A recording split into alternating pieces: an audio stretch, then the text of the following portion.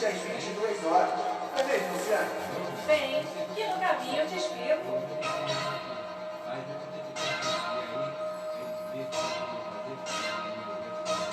Digitando aí, ó, com a voz. Aqui quem nos fala é Luciane Santiago e o Hospital da Aeronáutica. Pode aumentar para fazer a propaganda do Hospital da Aeronáutica, por favor. Olá, galera que está entrando agora. A gente vai fazer uma live agora. 6859. Doar sangue é um ato de amor. Precisamos de todos. Acho que o dos Afonso está com estoque de sangue quase zerado. Toda terça-feira, de 20 às 22 horas, com diversos temas abordados e convidados especiais. Confiram, vai ser um prazer ver você conosco. Anote às 20 às 22 horas. Não é mesmo, Luciano? Bem, que no caminho eu te explico. Depois do hospital. Olá! Olá, aqui quem nos fala é Luciane Santiago e o Hospital da Aeronáutica dos Afonso está com estoque de sangue quase zerado. Precisamos urgentemente de doadores, qualquer tipo sanguíneo. Doações de 7 às 11h30 no Banco de Sangue. O Banco de Sangue não atende somente hospitais da Força Aérea, mas também hospitais civis. Precisamos urgentemente de doadores. Estoque quase zerado. Seja solidário. Doe sangue. Funcionamento de segunda a sexta, de 7h30 às 11h30 da manhã. Telefone 3289-6859. Repetindo, 3289-6859. Doar sangue é um ato de amor. Precisamos de todos. Olá, boa noite a todos. Aqui quem está falando é Luciane Santiago, né? Estou hoje com um querido advogado, Dr. Fábio Vini, aqui conosco. Também estamos ao vivo através da Rádio Web Studio Mix, né? Temos um assunto aqui bem interessante hoje. Nós vamos falar sobre um novo olhar sobre a fé e a espiritualidade, não é mesmo, doutor? Sim, Luciane, sim, vamos falar sobre isso. Vamos interagir nesta seara. E quero, acima de tudo, desejar aí uma boa noite a todos, agradecer pelo carinhoso convite que você estendeu a mim, agradecendo ao doutor João Passos, né, pela indicação, não é verdade? Doutor, e estou muito contente aí de nos poder... assistindo. Exatamente. Estou muito contente de poder estar partilhando esta minha ideologia, este meu novo conceito sobre religião, que é uma tese de dissertação de mestrado, que será após a nossa fase aí de turbulência. E é um prazer muito grande. Quero agradecer a todos os ouvintes, a todos os meus alunos de Direito Constitucional e Administrativo que estão me acompanhando, a minha família, porque sempre estão me apoiando em tudo, desde o futebol até a intenção de fazer um mestrado quase aos 50 anos. E aí eu fico muito contente de estar aqui. Sejam todos bem-vindos. Não vai dar para falar porque tem muita gente entrando na live agora, acenando, né? Não vai dar para falar o nome de cada um agora. O tempo é curto e eu estou com muita curiosidade, tenho muita pergunta para fazer, eu quero absorver muita coisa, que eu sei que ele tem muita informação para passar e que vai ser bastante importante. Bom, doutor Fábio, desde o início que eu divulguei, né, que seria falado sobre a questão, né, eu recebi algumas perguntas, como de praxe, de algumas pessoas, e eu gostaria de iniciar as perguntas. Posso? Sim. Pronto? Estou pronto. Posso fazer breves considerações típicas do que gostam de fazer os filósofos? Fique à vontade. Então, em apertada síntese, o que nós estamos tendo aqui, devemos dar graças a Deus, graças à tecnologia, porque há 5 anos atrás isso seria impossível. Então, até a tecnologia ela é divina, porque nos permite essa oportunidade. E dizer, tomando a pé um entendimento filosófico, que essas vontades livres de estarmos aqui são vontades livres oriundas do livre-arbítrio, do nosso desejo de querer fazer alguma coisa. Nós teríamos miríades de oportunidades de estar fazendo coisas diferentes agora, mas nós escolhemos estar aqui. Os nossos ouvintes escolheram estar aqui entre mim e ti.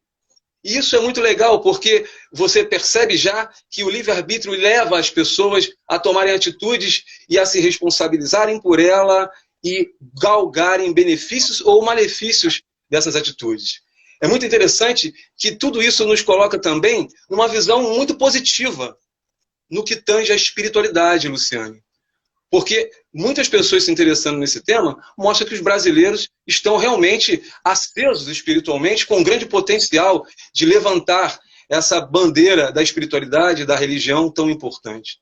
Isso me faz lembrar as palavras muito tocantes de Jesus, o Mestre, no Sermão da Montanha, quando ele declamou com bastante felicitação: felizes e bem-aventurados são os que têm consciência espiritual. Isso é muito profundo. É verdade, doutor. Então vamos lá para as perguntas? Sim. Então vamos lá. O que levou um advogado, professor de direito, a virar um pesquisador do estudo sobre a filosofia da religião? Verdade. É uma pergunta bem interessante. Isso se dá por razões assim diversas, mas que eu prefiro resumir com uma frase para iniciar. E essa frase digo pontualmente: o meu desejo ardente e incontrolável de ter um encontro pessoal com o divino. Entendi. Repito. Quem é exatamente o doutor Fábio? Se apresenta para as pessoas que não se apresentou ainda. Quem é o doutor Fábio? Bom, eu sou, como você percebe pela minha aparência, um descendente afro-indígena. Minha família vem da Bahia, de Minas Gerais. Uma família composta de descendentes de índios e quilombolas, que tem muita honra. E a minha mãe e meu pai se encontraram, né, no Rio de Janeiro. Ambos migraram de Bahia, respectivamente, minha mãe e meu pai, Minas Gerais, e vieram aqui se encontrar. E este encontro me produziu, a vontade deles me fez existir, né? E aí, eu desde cedo fui acostumado com religião. Eu me lembro que minha mãe me incentivava a fazer o catecismo na Igreja Católica, e eu ia. Atravessava até uma avenida um pouco perigosa, mas ia, bem pequeno, fazer o catecismo.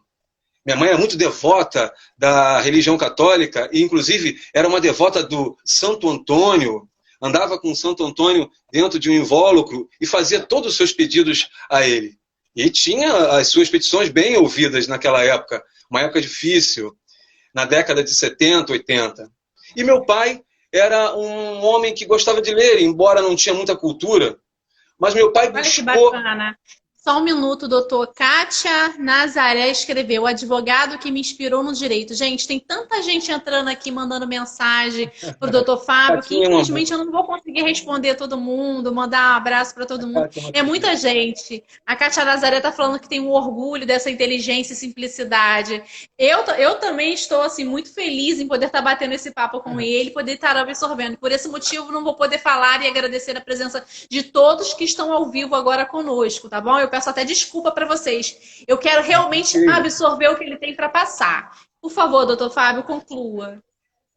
Então, o pai tinha um vício, né, muito forte para vencer, e por volta dos 40 anos, 45 anos, ele se convenceu que deveria vencê-lo através do uso da religião. Então, em vez de buscar o catolicismo, ele pretendeu buscar o protestantismo. E nessa sua epopeia, nessa sua engendrada, ele me levou. E veja, eu passo então a migrar do catolicismo da mama e vou para o protestantismo do pai. E acabo ficando 10 anos dentro da religião protestante, sonhando com aquele sonho homérico de ser um missionário na África de língua portuguesa. A minha missão, a minha paixão era ser missionário na África de língua portuguesa, e estudei a Bíblia durante muito tempo para fazer isso. Para você ter uma ideia, na época eu era um jovem de 15 anos e tinha lido a Bíblia cerca de 3 vezes. Né? Nossa. A Bíblia Sagrada. E aí, o que aconteceu? Com o tempo, as coisas foram ficando um pouco mais difíceis em sentido econômico. Digamos assim, a fome começou a apertar. E aí eu tive que deixar a minha missão para buscar em subempregos o sustento. E digo a você, como eu era um jovem que já estava passando dos 20 anos, não foi só a fome física, não. A fome sexual também acabou me consumindo. Porque quando você tem Sim. um ministério, quando você tem uma proposta, você se abstém, né, da Sim. vida sexual, da vida material. E naquela época eu tentei fazer isso. E depois de algumas dúvidas dentro do próprio seio religioso, eu resolvi migrar da religião para uma vida não ateia, nem ceticista. Uma vida sem religião, digamos assim.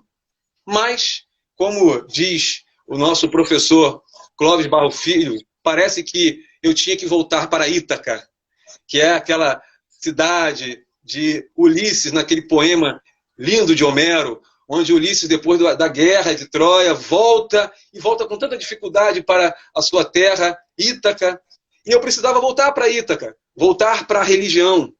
Então, depois de estudar durante 15 anos a ciência jurídica, e sempre flertando com a filosofia e a história, eu resolvi dedicar de uns 3 anos para cá um maior tempo ao estudo da filosofia da religião. Mas não deixei de ser advogado, continuo militando, né? Gosto do direito, mas a minha paixão atual, o que me faz vibrar, que faz a minha vontade de potência aumentar, é realmente o estudo da religião. Bacana. Doutor Fábio, deixa eu só deixar um recadinho para o pessoal. Além do pessoal que está nos ouvindo através da Rádio Web Estúdio Mix, www.radioestudiomixrio.com, estamos também aqui na live, batendo um papo aqui com o doutor Fábio, né? Falando sobre religião, sobre fé, sobre espiritualidade. E tem muita gente colocando muita mensagem aqui. E depois que termina a live, eu clico em encerrar e salvar. E ela fica salva, né, no nosso perfil do Instagram. Só que, infelizmente, as mensagens, elas somem. Então, eu peço que vocês, depois que eu venha salvar esse bate-papo, vocês recoloquem as mensagens para que o doutor Fábio possa rê-la. Para que o doutor Fábio possa ver e ler cada uma, porque tem cada mensagem linda, maravilhosa, assim, muito carinhosa a respeito do Senhor, muito respeitosa. Tem, assim, eu queria muito poder ler todas essas mensagens. Está uma enxurrada de mensagens aqui para o doutor Fábio. E, assim, infelizmente eu não vou poder ler todas elas. Por gentileza, gente, assim que eu salvar essa live, coloquem essas mensagens lá para que ele possa ler também com calma e que outras pessoas também possam ler, ok? Vamos continuar. Posso fazer a primeira pergunta, doutor Fábio? Porque 1 hora vai voar. No caso, a segunda, né? A segunda. Bom, a segunda. Há quanto tempo vem se interessando pelo tema? Na verdade, já houve uma resposta, né? Mas aí eu vou frisar. Quase a vida toda. Quase a vida toda essa energia de querer estudar a religião, o fenômeno religioso, me consome. Aqui próximo à minha casa tem um morro, Luciane, chamado Morro das Orações. Você não tem ideia do que significa isso. Pessoas subindo e descendo a qualquer hora para fazerem orações a Deus nesse morro. É uma coisa incrível. Eu tentei filmar uma certa ocasião, logrei êxito na filmagem, mas eu não pude propagar, porque é algo assim mágico, lindo, ver pessoas das religiões protestantes buscando a Deus num morro isolado, uma coisa assim fantástica. E incrível é que em frente a esse morro tem uma linda igreja católica, restaurada da década de 50, muito antiga. E esse cenário é um cenário realmente muito propício para se realmente buscar e se falar desse tema que é o divino, que é o sagrado, que é a religião. E eu venho flertando isso há muitos anos, só que, conforme já disse, estudando mesmo profundamente de uns 3 anos para cá. Já ouviu falar no Monte do Tinguá? Já, não doutor? escutei. Não escutei. Já ouviu falar no Monte do Tinguá? Já ouvi falar que não tem só esse monte aqui, tem outros montes, inclusive esse que você falou. Verdade. Verdade. Então, eu tenho uma experiência nesse monte. No mês passado, por um acaso, do nada, um amigo meu me ligou e falou: Lu, estamos indo para o Monte do Tinguá e a gente está sentindo no coração de que a gente precisa te levar. Eu falei: nunca fui em monte, não tem problema, vamos com a gente. Nós fomos em 4 pessoas dentro do carro. Chegando lá, era de madrugada, 1 e pouca da manhã, um breu, tudo escuro. Nós fomos andando mata dentro, tudo escuro mesmo. era só som de insetos de um lado e de outro, água escorrendo, era mata fechada. E de repente falaram assim, é aqui. Escolheram uma árvore. Chegaram naquela árvore, fizeram uma oração naquela árvore, eu fiquei observando tudo, obviamente, e daí começaram a orar, a clamar, e aí falar em línguas, e eu fiquei só observando tudo aquilo, e de repente, do nada, eu olho para o chão e os gravetos do chão se acendem. E eu olho para a árvore e a árvore se acende, como se fosse a cor das estrelas. Então, assim, foi algo que eu vi, ninguém me contou. Então, assim, aquilo ficou muito gravado na minha cabeça. E aquilo foi uma resposta para uma pergunta. Foi me feita uma pergunta, eu perguntei, né, para que Deus confirmasse, e Deus confirmou acendendo aquilo tudo. E todo mundo olhou, você está vendo aceso? Olha, da minha inocência foi tão grande que eu quis pegar um punhado para levar para mostrar para as minhas filhas que o graveto seco estava aceso. Eu guardei um punhado dentro da minha bolsa. Obviamente, chegando na minha casa, o punhado já não estava mais aceso. Mas lá no Monte do Tinguá, em meio àquela oração, em meio àquela energia, em meio à fé das pessoas que ali estavam, né? E que me envolveram de uma tal maneira, tudo se acendeu. Então, assim, realmente a fé, ela é capaz de coisas inimagináveis. Desculpa ter lhe cortado, mas eu precisava falar sobre isso. Não, jamais. A sua experiência é a nossa experiência. Porque o que eu busco é isso. O meu estudo, ou vamos dizer, o nosso estudo, não é só baseado em livros, em filósofos, na Bíblia, no Corão, ou em qualquer compêndio religioso ou ideologia filosófica. Nossa busca é também na experiência pessoal. Ela é empírica, é observar o que acontece na vida pessoal dos seres humanos, de nós que buscamos esse encontro com o divino. Não adianta você ficar só lendo a Bíblia, só lendo os filósofos, só lendo coisas tidas como sagradas, se você não consegue entrar dentro da vida do ser humano e ver que o sagrado está ali. Isso é muito importante, o que você acabou de dizer é muito importante. Inclusive, faço menção que o fogo tem um grande significado, não só na mitologia, como na própria religião. Você pode perceber que em vários momentos a Bíblia ela fala do fogo. O fogo ele pode simbolizar destruição, como pode também simbolizar um clareamento. Você percebe que Moisés, quando teve encontro com o grande divino, aquele que disse, eu sou quem eu sou, né, que é o tetagrama hebraico, ele teve um encontro e foi às labaredas. Tivemos o fogo que também consumiu Sodoma e Gomorra pelo seu profano. Né? Então veja que o fogo ele tem representações diferentes em momentos diferentes. E você teve essa experiência. Olha que coisa maravilhosa. Olha que tese de mestrado maravilhosa. Eu fiquei maravilhada, porque eu nunca havia ido a um monte, né? E de repente eu vi uma ligação, falei, tá, mas eu nunca fui, não, mas estamos sentindo no coração que você precisa ir conosco. E eu fui, né? Aí andamos muito e de repente aconteceu aquilo tudo depois de muita oração. As pessoas estavam ali ligadas, totalmente ligadas para um Deus. E aí eu falei assim, bom, eu tenho uma pergunta para fazer.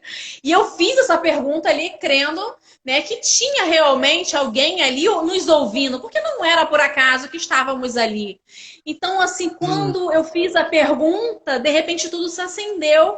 E os pastores e os demais que estavam no local mostraram para mim, olha, Lu, tá tudo se acendendo. E eu nunca havia visto aquilo na minha vida. Eu quis filmar, eu quis fotografar, porque eu fiquei maravilhada. Eu juntei um montinho para levar para casa, para mostrar para as minhas filhas. Eu quis contar para outras pessoas, porque não faz assim sentido cientificamente, não tem sentido. Não tem nenhum mesmo. E realmente clareou muito, acendeu, tudo acendeu. Acendeu mesmo, de verdade, foi algo muito forte. Mas vamos mudar de assunto, porque o assunto é o Dr. Fábio e não a Luciane Santiago. Deixa eu lhe fazer outra pergunta. Nós somos indivíduos. O prefixo in nos divide. Não nos divide, digamos. Indivíduos com prefixo in nos torna uno. Tirando, nos torna divisíveis. Mas nós somos indivisíveis, mas parte de um todo, de um caldo cósmico universal, que um faz parte do outro e nós compomos uma natureza única. Foi como Jesus tanto orou ao Pai em João 17, ele é muito explícito ao dizer: Pai, eu oro para que eles sejam um, como nós somos um. Então perceba que o Cristo, o grande mestre religioso, ele pautava pela questão da unidade. Então você Sim. falar, trazer a sua experiência, eu falar, trazer as minhas, e quem dera todos pudessem trazer cada um a sua, traz esse sentido da unidade que é muito importante dentro da religiosidade. Ah, que bacana, doutor. Vamos lá, vamos para a próxima pergunta, porque 1 hora vai ser pouco tempo, depois eu quero ligar e conversar mais. Vai ter gente que vai pedir que a live continue umas 2 ou 3 aí. Nossa, é muita mensagem, não para de entrar mensagem. Poxa, Peço que honra. mais uma vez a todos que assim que eu encerrar a live, todas as mensagens desaparecem. E aí a live fica salva no meu Instagram, para quem quiser assistir. Mas as mensagens somem. Eu peço que depois vocês possam ir lá e deixar as suas mensagens para que a gente possa ler com calma. Porque se a gente parar para ler todas, é uma enxurrada de mensagem. A gente não vai conseguir dar continuidade ao bate-papo aqui. Vamos para a pergunta. O que envolve o seu projeto de pesquisa? Eu acho que você também já respondeu, né? Ou não? Sim, mas posso frisar, como por exemplo, o valor prático da religião, o valor prático da fé. E eu vou fazer apenas uma observação. Quando eu me refiro a religião, fé e espiritualidade, dentro até da minha perspectiva de mestrado e de livro, eu quero me referir aos mesmos institutos, embora, admitamos, são coisas diferentes, mas elas também podem ganhar um mesmo sentido. Então, a questão é que a religião ela precisa ter, deve ser olhada com um novo olhar, um olhar de praticidade para o indivíduo, para a sociedade. Não podemos olhar a religião com aquele olhar ranzinza de é coisa do passado, é arcaica. Essa experiência que a Luciane teve, isso não existe, parece Moisés. Não, nós precisamos olhar a religião com um novo olhar. É possível unir a fé com a razão. É possível reinventar, recriar, recolocar a religião num lugar que ela sempre deve estar, que é um lugar de primazia na sociedade, no homem. Porque o que nós buscamos, seres humanos, é justamente este encontro com o divino. É a busca por esse ser que habita dentro e fora de nós. Porque, na verdade, o que inquieta o homem são perguntas que ele não pode responder em nenhuma das outras ciências. Em nenhuma das outras ciências. A religião tenta dar a ele o bálsamo, a resposta de perguntas tais como: por que estamos aqui? Para onde vamos? De onde viemos? E qual é o verdadeiro sentido de nossas vidas? A religião, ela vem nos dando um adocicado acalento no que tange a essas perguntas que tanto angustiam o homem. Angustiou filósofos, poetas, historiadores, uma série de pessoas ficaram angustiadas com tudo isso. Vamos falar hoje de um escritor filósofo do século XVII, Blaise Pascal, que nos fala dessa angústia de perguntar e não ter uma resposta dentro do cosmos dessas perguntas tão importantes. O professor Andrei Venturini faz um trabalho lindo em cima dessa colocação de Pascal, e eu recomendo o livro dele, que mais tarde vou citar aqui para vocês, como uma fonte de leitura. Pode citar já. Oi? Qual seria o livro? Pode citar o livro. O livro do Andrei, o nome dele é Andrei, anote, Andrei Venturini. Sim. Andrei Venturini. O livro é a respeito de Pascal, do reino nefasto ao amor próprio. É um livro interessante. Eu flertei o livro, ainda não consegui ler por causa dessa agitação toda, as coisas estão voltando. Sim. Mas ele faz uma colocação linda de como essa questão da religiosidade é trabalhada por esse filósofo moderno. E, inclusive, para quem não sabe, que o senhor está escrevendo? O livro que eu estou escrevendo, ele está trabalhando a ideia de um novo olhar sobre a religião e a fé. E aí envolve aquilo que nós já conversamos. Envolve trazer à baila questões sobre o que é religião, o que é filosofia da religião, o que é a história da religião, como esses essas matérias, filosofia da religião, história da religião, elas são importantes para nós hoje em dia. O que a religião tem trazido para a sociedade hoje, né? Como ela tem ajudado a sociedade coletivamente e ajudado as pessoas individualmente. Porque ela é ainda um instrumento prático para a vida de cada um de nós. A religião, sim, perceba, ela tem sido levada um pouco, não muito a sério em nossos dias. Tem sido produto de consumo. As pessoas parecem querer comprar e vender religião. Né? As pessoas parecem colocar a religião como sendo uma moda. Né? A moda da religião e a religião da moda. Isso precisa ser desconstituído porque a religiosidade é para ser levada a sério. Né? Num sentido de que você precisa abrir o seu olhar para o encontro que você pretende ter com o seu divino, com o divino que está dentro e fora de você. Por isso você tem que todo dia se reinventar, todo dia você tem que se reavaliar, meditar. Se você for de oração, orar. Se você for de reza, você rezar. Se for de mantra, fazer mantra. Se for meditação, fazer meditação. É como disse em uma certa ocasião o apóstolo Paulo. Ele alertou aos irmãos com uma carta dizendo: persistir em provar se estáis na fé. Persistir em provar quem mesmo sois. Olha que coisa interessante. Há mais de 1.800 anos. Não é isso?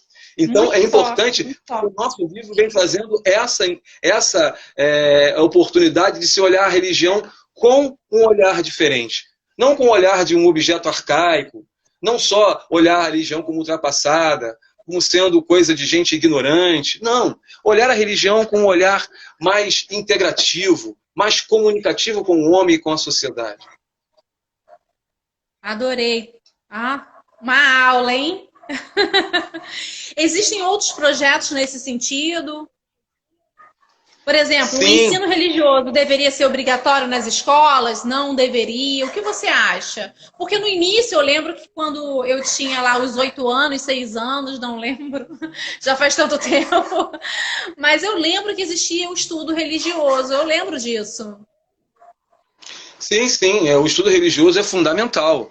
Inclusive o nosso projeto trabalha questões de várias naturezas, como vamos tentar, assim, criar palestras motivacionais em setores públicos e privados, ajudas filantrópicas, como as que você tem que trabalha, né? Levar o consolo religioso para as pessoas que precisam e esclarecer as pessoas, mesmo que elas estejam na sua serenidade, na sua tranquilidade, esclarecer a elas sobre como a religião pode estar na vida delas.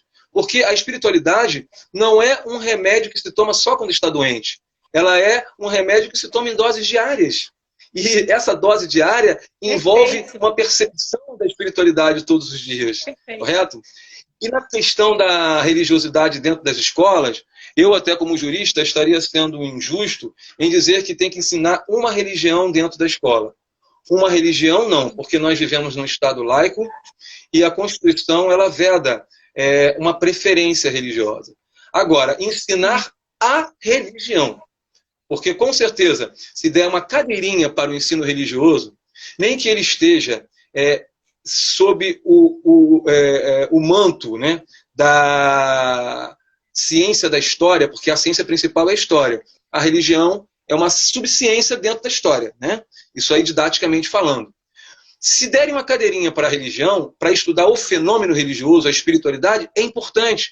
Porque aí você coloca jovens de 15, 16 anos, que estão acostumados com internet, videogame, namoro, que os hormônios estão aflorando, você dá a eles uma consciência religiosa. Você não vai fazer com que ele seja um beato, né, seja um monge budista, não. Você vai mostrar para ele que o instrumento da religião, da fé, pode auxiliá-lo na vida. Porque ele terá muitos percalços na vida. Ele terá vicissitudes, altos e baixos. Então ele precisará desse apoio da religião. De certo que a família que tem que fazê-lo primeiro, mas por que não estender com a escola? Né? A filosofia ela é um instrumento excelente para isso. E a religião poderia estar jungida à filosofia para dar esse suporte, esse amadurecimento ao ser humano em desenvolvimento. Por isso que eu apoio o estudo da religião na escola.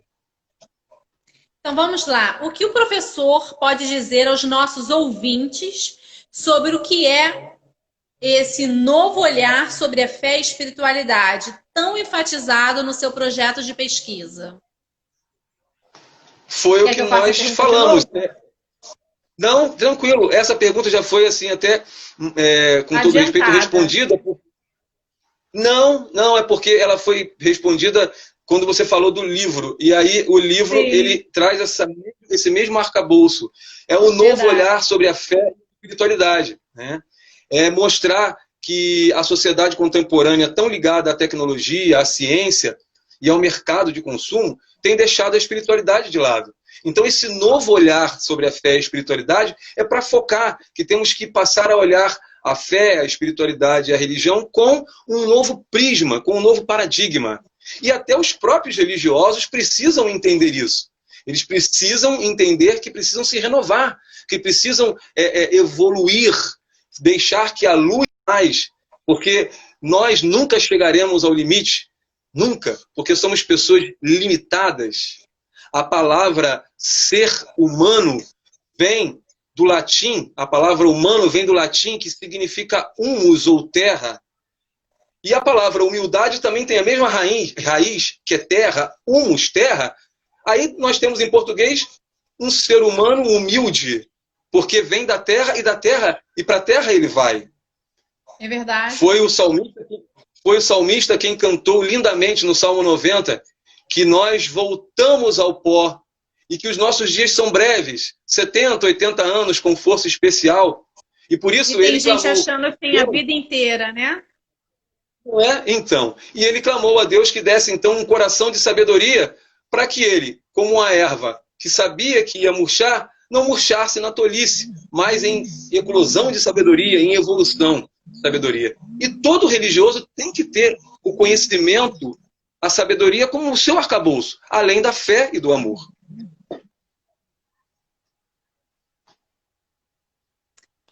Doutor, tá me ouvindo?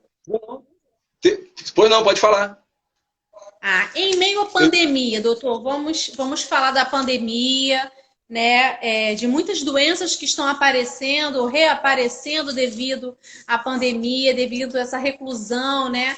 Esse tempo que a gente precisa ficar desse distanciamento social, né? O que você tem a dizer sobre a religião e em meio à pandemia? As pessoas estão buscando mais as suas religiões? As pessoas estão buscando mais encontrar respostas no momento? O que você tem a dizer? Existe alguma ligação neste momento? A religião está podendo ajudar neste momento? Muito interessante a sua pergunta. Aí me fez lembrar quando eu convidei um amigo, ele disse, olha, não vai ficar falando de pandemia não, né?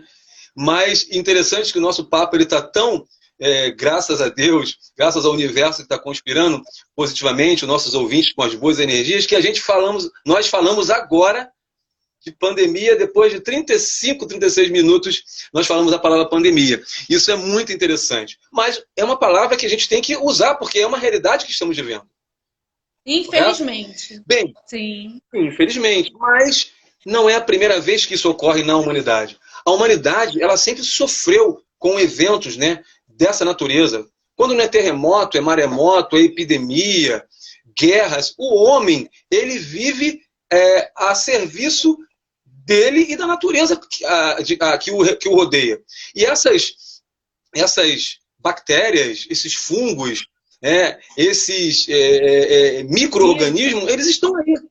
Eu ouvi uma entrevista de um infecto muito interessante, onde ele diz que nós temos milhares de fungos, milhares de bactérias, vírus, que assolam a humanidade a todo tempo. O que ocorreu foi um fenômeno que chamou a atenção, porque veio assim dizimando e infectando pessoas numa ordem assim descomunal. Mas bactérias nós temos o tempo todo. O tempo todo. Elas fazem parte do mundo invisível da existência do cosmos, né? Da natureza. Agora, o que deve fazer a religião nesse sentido? Primeiro, a religião ela auxilia em todos os momentos, não só de pandemia. A religião ela está para auxiliar o homem, para abraçar o homem nas suas angústias, nos seus sofrimentos, nas suas vicissitudes. O homem, perceba, ele tem uma angústia do viver, como diz o filósofo. Existe nele já a angústia do viver, porque ele sabe que ele é um ser finito. Como disse, um ser da terra, um humus. Então, essa angústia do viver perturba o homem o tempo todo. E quando ele vê um cenário onde que pessoas que ele gosta morrem, ou pessoas morrem sucessivamente, e não há um controle, isso causa desespero. E a religião ela vem trazendo um amparo nesse sentido, porque a maior parte das religiões elas trabalham com a fé e com a esperança. A esperança de dias melhores, a esperança de um mundo melhor, a esperança na própria ciência, que é algo divino. A religião tem que entender que a ciência não veio para substituir a religião, mas para andar junto com ela. Essa é a visão filosófica da religião. E a ciência vai nos socorrer. É bom que levantemos os nossos braços, os nossos olhos aos céus e peçamos pelos cientistas, uma coisa simples, para que eles descubram uma solução para esse problema.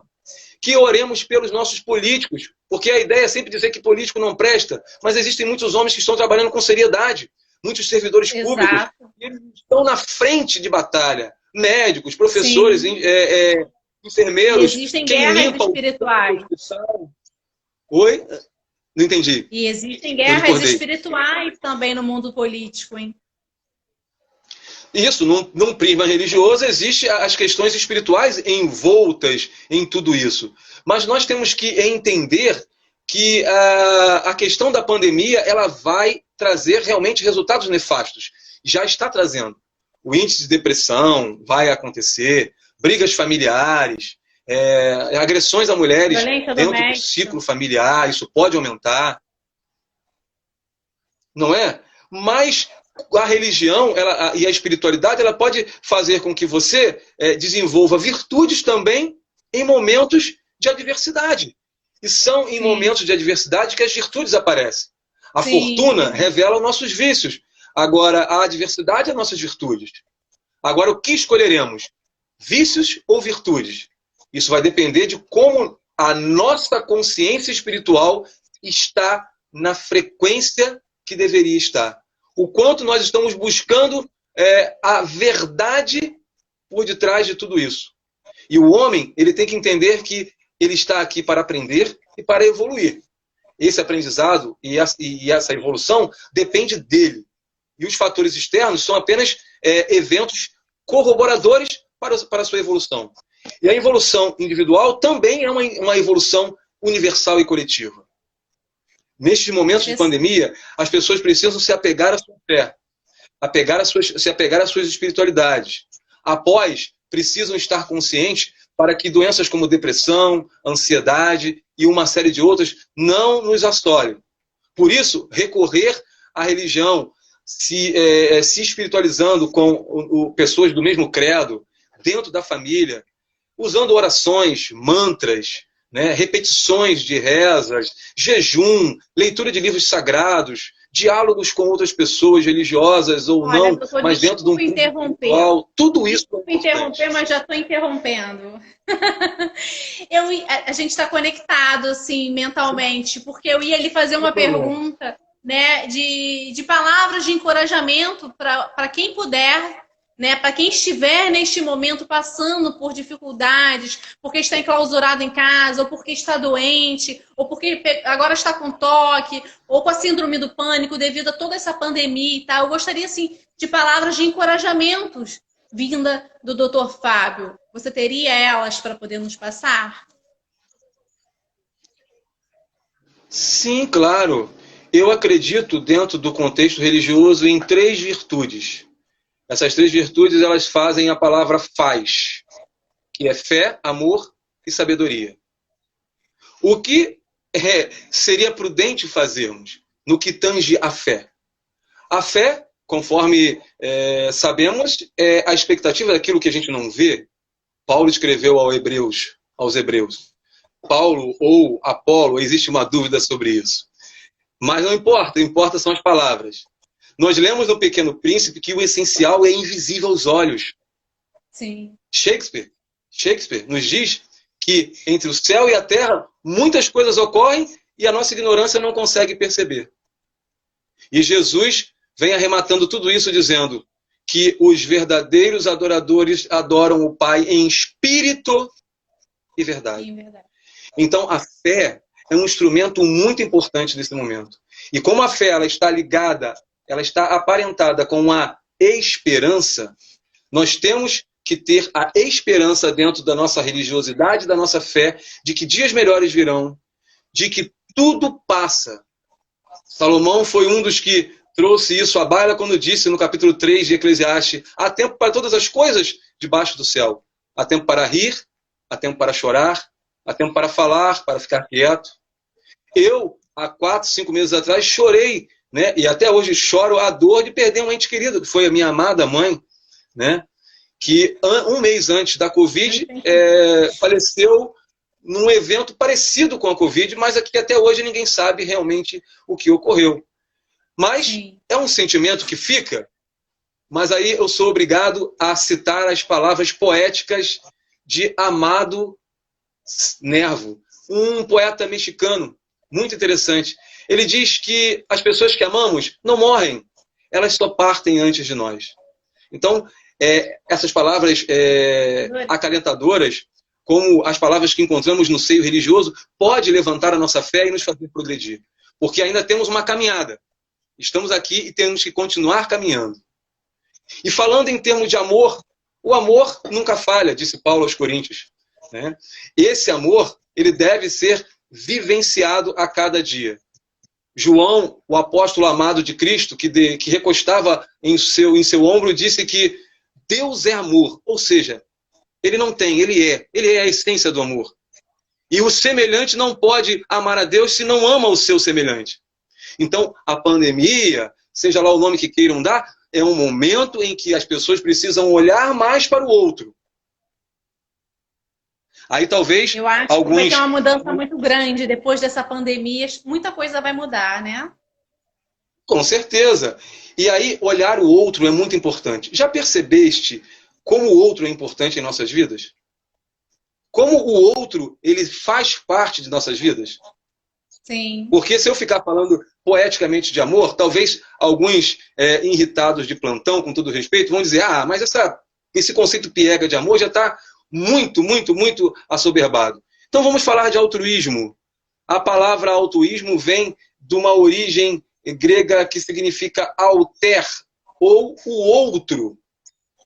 Altruísmo é olhar o outro. Então vamos olhar um pouco mais para o outro. Vamos perceber o outro sem o peso do julgamento, porque o peso do julgamento ele é muito cruel. E olhar o outro significa cooperar para que o outro não fique doente, para que o outro não se prejudique, né? Significa, às vezes, até pegar uma latinha de refrigerante ou uma garrafa de água que está à beira de um bueiro e tirar, porque aquilo pode prejudicar o outro quando chover. Né? Coisas simples da vida. Essa alteridade, esse olhar o outro é muito importante. Veja, nós levamos o outro até para o nosso sonho. Você nunca sonha com si mesmo, sonha? O seu sonho sempre tem outros elementos, sempre outros seres humanos. Se alguém disser que sonha com ele mesmo, isso é o absurdo do narcisismo. E aí a gente para com tudo. E a sabedoria? Como a sabedoria pode, nessa tríade de virtude, nos ajudar? Ora, o provérbio de Salomão diz que a sabedoria ela está batendo no seu portão. Ela está gritando nas ruas largas. Olha que linguagem poética linda de 2000 anos atrás. Só que o sábio dá ouvido à sabedoria. O tolo ou o nécio, ele deixa a sabedoria de lado. E às vezes é importante notar dentro do contexto religioso que nós usamos a fé cega e o amor impróprio sem sabedoria. A gente troca o amor pelo mimo, troca a fé pela crendice. E aí essa sabedoria não é vista. E a sabedoria é importante ser vista. O apóstolo, o discípulo Tiago, talvez seja meio irmão de Jesus, escreveu uma carta chamada Carta de Tiago que dizia, ou que diz: se alguém estiver falta de sabedoria, persista ele em pedir a Deus, ele o dará. Mas persista em pedir com fé, em nada duvidando. Porque aquele que duvida é como as ondas do mar, que vão de um lado para outro impelida pelo vento. Olha que coisa interessante. Então a sabedoria, ela é tesouro. E você sabe que a definição de sabedoria é uma definição simples. A sabedoria tem como definição a aplicação do conhecimento adquirido. Por isso que nós somos obrigados a nos debruçar no conhecimento dos livros, da observação, da meditação, porque sem o conhecimento nós não temos sabedoria. Porque a sabedoria precisa do conhecimento. Eles trabalham juntos. Jesus explicou isso várias vezes, mas existe uma palavra pontual do mestre que diz que a sabedoria é provada justa pelas suas obras. E conhecereis a verdade, e a verdade vos libertará. Então a ideia de fé, amor e sabedoria, como virtudes principais, podem nos ajudar neste momento de pandemia, de virulência, e pós-pandemia e pós-virulência. Caramba, doutor Fábio, eu acho que a gente precisaria de mais algumas 2 ou 3 horas para bater um papo, mas infelizmente nós precisamos encerrar, porque vai entrar outra programação. Além da nossa live aqui, nós estamos também ao vivo através da Rádio Estúdio Mix, pelo www.radioestudiomixrio.com. E aí agora vai começar uma nova programação e a gente precisa entrar com as propagandas e tal. Mas, doutor Fábio, eu gostaria muito que você deixasse aqui conosco um recado para quem quiser entrar em contato com o doutor Fábio, quem quiser conhecer um pouco mais, como faz para poder conversar com o doutor Fábio? Porque essa energia que foi passada, emanada, né, foi boa demais. Eu estou me sentindo lisonjeada em poder ter este bate-papo com o doutor Fábio hoje aqui. Lhe agradeço imensamente e agradeço ao doutor João Passos também por indicar esse fera para conversar comigo hoje aqui e com todos os nossos ouvintes aqui. Olha, muito recado, é muita mensagem que está entrando. Mais uma vez eu vou pedir para o pessoal, galera que está deixando a mensagem, são muitas mensagens, muitos coraçõezinhos aqui. Eu vou salvar essa live e quando a gente salva essa live, ela fica salva lá no meu Instagram. Só que as mensagens que foram deixadas, elas são apagadas automaticamente pelo Instagram. Então eu peço que vocês repostem novamente para que o doutor Fábio, para que eu e outras pessoas possamos ler também com carinho, com mais calma, cada mensagem dessa. Doutor Fábio, como podemos encontrar o doutor Fábio aonde, de qual forma, qual telefone? Deixe seu recado, por favor.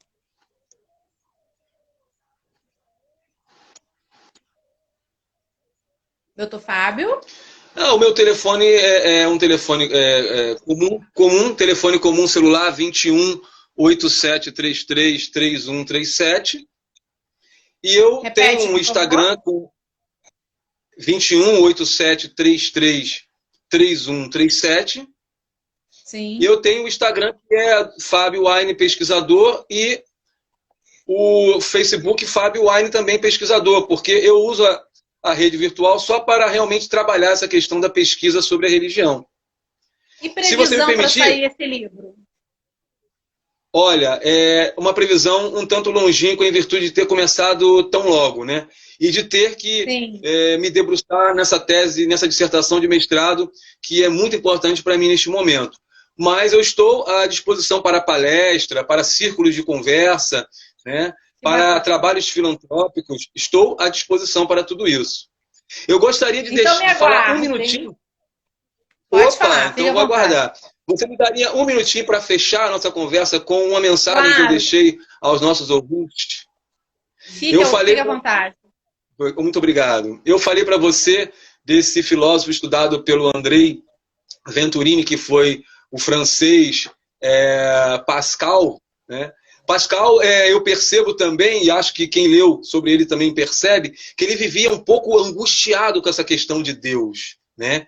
Ele vivia, assim, querendo realmente encontrar uma resposta. Tanto que ele era matemático, ele estudava outras coisas, mas também estudava a teologia. E ele colocou uma proposta, né? É chamada teoria da aposta, sobre a questão de se crer ou não em Deus.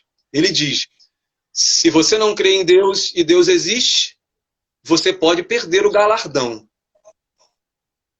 Agora, se você crê em Deus e Ele existir, realmente você vai ser beneficiado. Mas se você não crê, tu terás o mesmo final. E ainda perde o galardão divino. Então ele coloca a proposta: será que vale a pena não crer?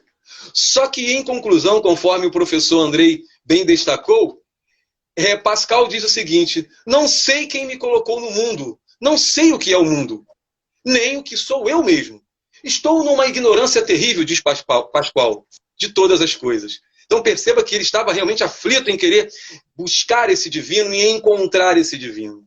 Mas em contrapartida, em outra banda, o citado Amado Nervo parecia estar mais tranquilo, o filósofo e poeta mexicano.